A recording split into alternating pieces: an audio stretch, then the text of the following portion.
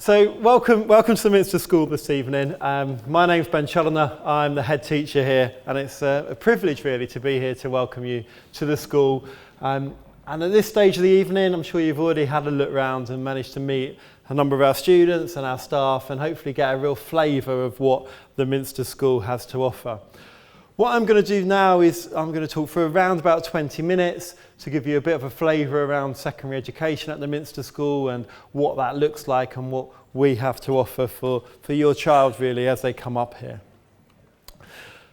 So I'm sure many of you are aware that the Minster School is a Church of England academy, and for us that's really important around actually our Christian distinctiveness and how we try and educate students and that moral sense of purpose. Because of that, it means that we had we are subject to SIAMS inspections, which is the statutory inspection of Anglican and Methodist schools, and we were last inspected for that in 2016 when we were rated as outstanding. And also we're an outstanding school in our last Ofsted inspection, which was even further ago, 2011. And obviously both of those inspections, new inspections, have been delayed a little bit because of the pandemic.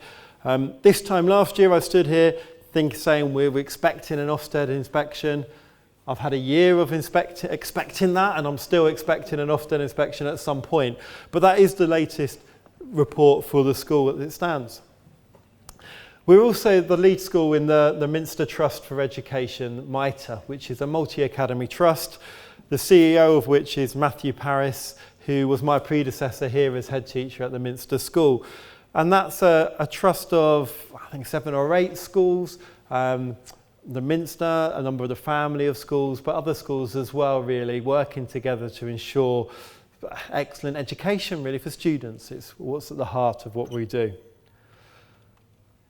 So as I said, we are a Church of England academy, and for us, it's important, our Christian distinctiveness, and that underpins our ethos, really. We should have seen around school, and that tagline of succeeding together. And that succeeding together is really important for me, because we obviously want your child to be as successful as possible coming to the school and their journey here, but it's the together bit. It's students working with other students, supporting students to be as successful as they can. It's parents, staff, working together with students to all come together to really ensure that success. And that success, whether it's academically, whether it's developing the character and developing as a person that can go off into the wide world. Underpinning that are our 5 virtues of wisdom, optimism, resilience, kindness and service. And those elements are built into our behaviour policy, they're built into our teaching model, they're part of our character education, really. Those virtues we want to instill in our young people. And then I'm a firm believer that working hard is what makes a difference in life. Yeah, you can work really hard and it doesn't guarantee success, but it guarantees that you've done the best job you can or done as well as you can in a certain area. And I felt that before I came to the Minster School. And it was one of the things that attracted me here really was the scripture there from Colossians. Whatever you do, work at it with all your heart as though you were working for the Lord. And it's something I firmly believe in really, that work at it with all your heart. If you're going to do something, you give it your all because that's what will make a difference. There's no point doing stuff by half measures. So, what is secondary education at the Minster School then? What's that got to offer? Well, ultimately, I suppose it's about the qualifications which will help you in life, whether that's the GCSEs at the end of year 11 or your A-levels at the end of year 13.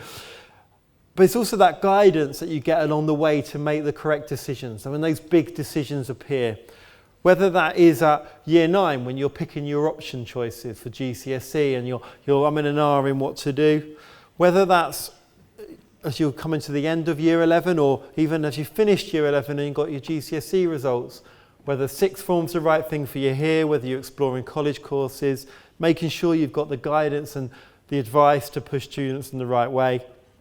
And then again at year 13, when you're exploring whether it's university, whether you're wanting an apprenticeship, whether you're looking at training or employment. And we have our own careers advisor in school here, Miss Taylor, who works with students and also delivers packages of work with our teaching staff really through tutor, through PSHE sessions to make sure that they've got the right advice. Another key element of secondary education is around those friendships. Many students join the school and know people already that come here.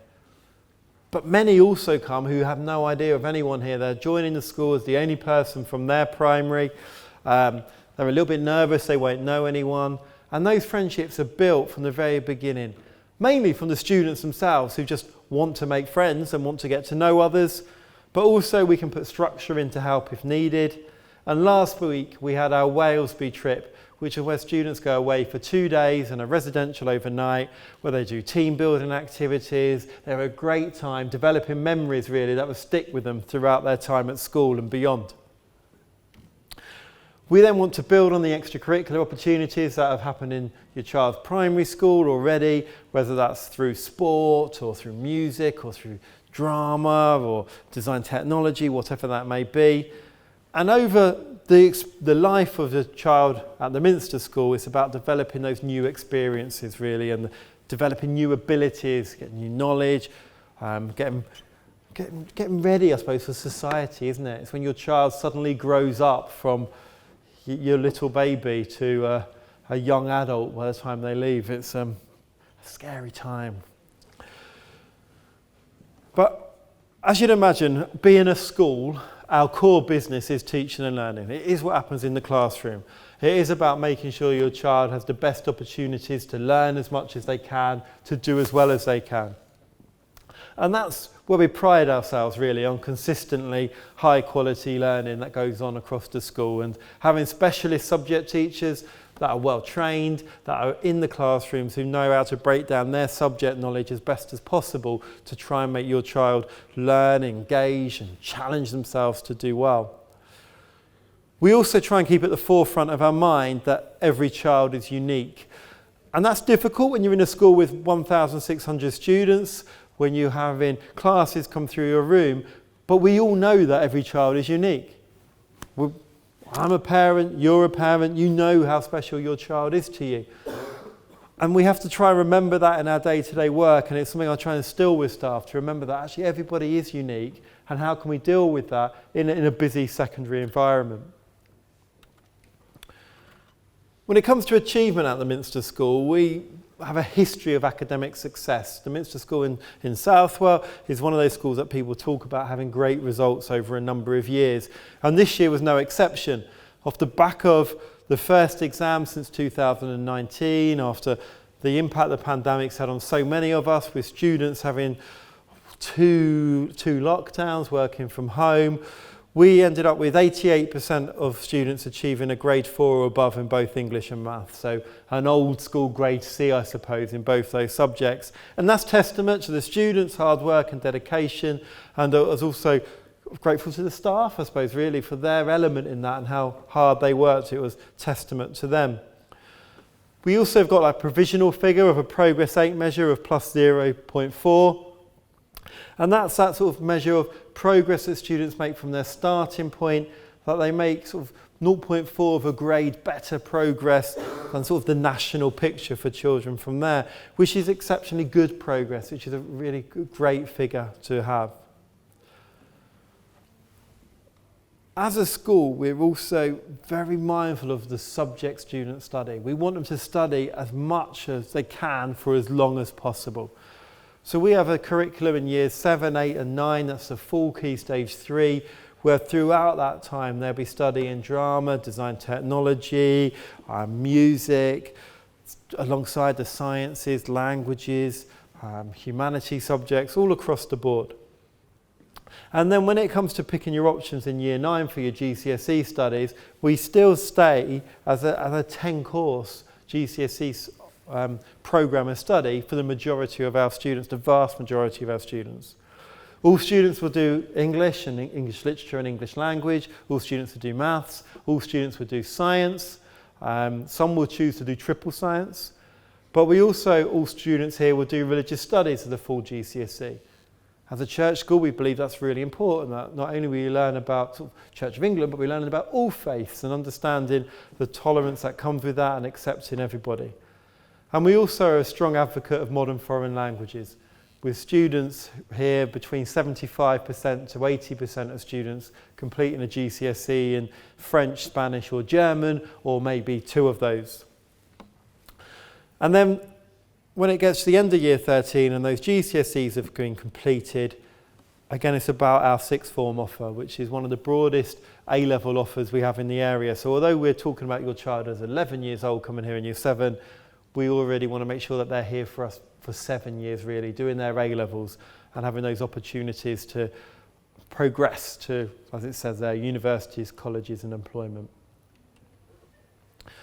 So beyond the classroom at the Minster School, there is opportunities obviously to thrive beyond the classroom. The Minster has a musical heritage. It was founded to educate the choristers at the cathedral in 956 AD. We still have choristers here today who, whether they're in our junior department or year 7, 8 and 9, who will be perform at evensong in the evening or on the Sunday services. They will be rehearsing at school in the morning from 8 o'clock. But alongside that, we have musicians who are developing their musical knowledge on instruments or starting instruments for the first time through the peripatetic tuition that happens in school. We have performances that happen regularly. This year in February, we had Les Miserables. Next year, we're going to do a play which is One Man, Two Governors. It's something that I massively believe in, that performance, that self-confidence it instills into young people. We also believe as a school we're becoming a school to be reckoned with really on the sporting fields in a variety of sports, whether that's netball, football, badminton, tennis, athletics. We want students to be able to represent the school and feel an element of pride for representing the school. And then there's those other opportunities, the trips, sort of coming back online now, whether that's the ski trip that's taking place in April, whether it was Walesby, as I mentioned last week for year 7. We've got years 12 and 13 going to the Houses of Parliament tomorrow to have a look round there. And then in year 9, sort of 10, we offer the Duke of Edinburgh Award Scheme, which is something that really develops leadership skills within youngsters. It's just a real opportunity to develop their character and as an individual. And we're one of the biggest providers of this in Nottinghamshire. We have those students that through the Duke of Edinburgh, they're learning to map read, to plan a route. They're going away camping for the night. They're developing first aid skills. Part of it is to volunteer, and often volunteering in our local community. And it really, like I say, develops their leadership skills. And then let's talk about pastoral care, and that's potentially one of the biggest differences. If this is your first child going to secondary school, one of the biggest differences you'll notice. You will know that your child has got one teacher, maybe two at primary school if there's sort of a bit of a job share. You know exactly who to contact. You know if you were to pick them up, you could probably grab a conversation in the playground at the end of the day, or if you're dropping them off, speak to the teacher if there's any concerns. And then suddenly you'll get to secondary school where they might have sort of 13 subjects going on, 5 lessons in a day, a variety of teachers happening, and they'll come home to you at night, and if they're anything like my daughter, and it's been videoed, and I know she'll not be very happy with me saying this, but you'll say, "Do you have a good day at school?" "Yeah." "What did you do?" "Nothing." And we know that's not true. We know that people learn, and trust us, they will be being taught.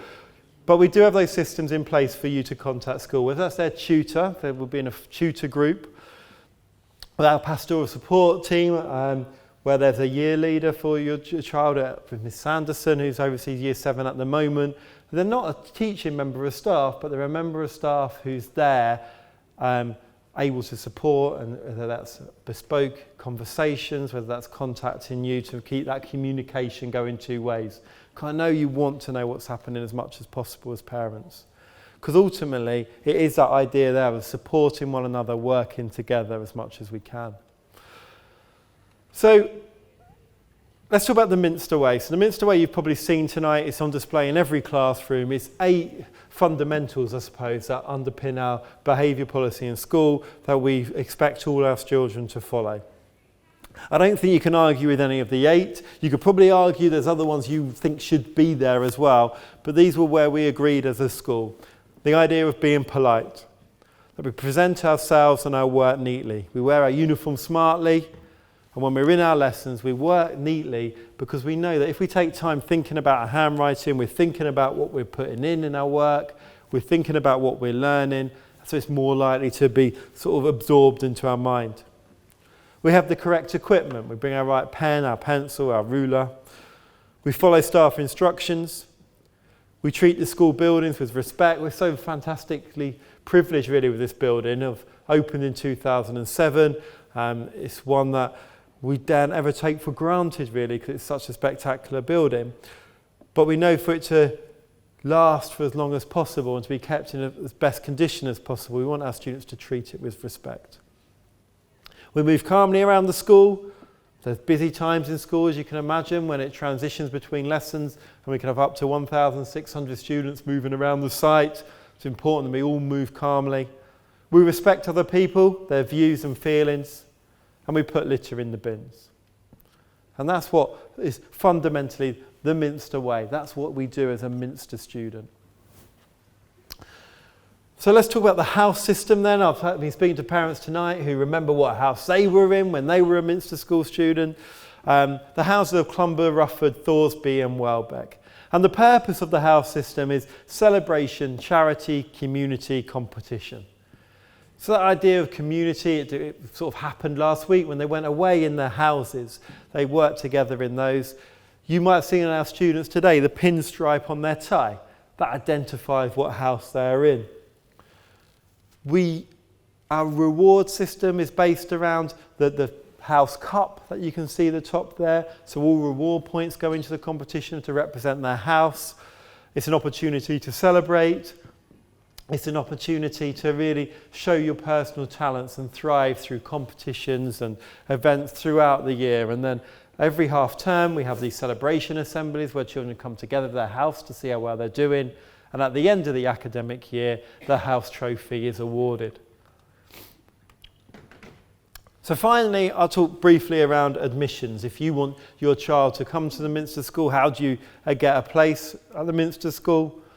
Well, broadly, there's three kinds of places, I suppose. There's church places, catchment places, and parental preferences. So there's up to 55 foundation places. They're our church places.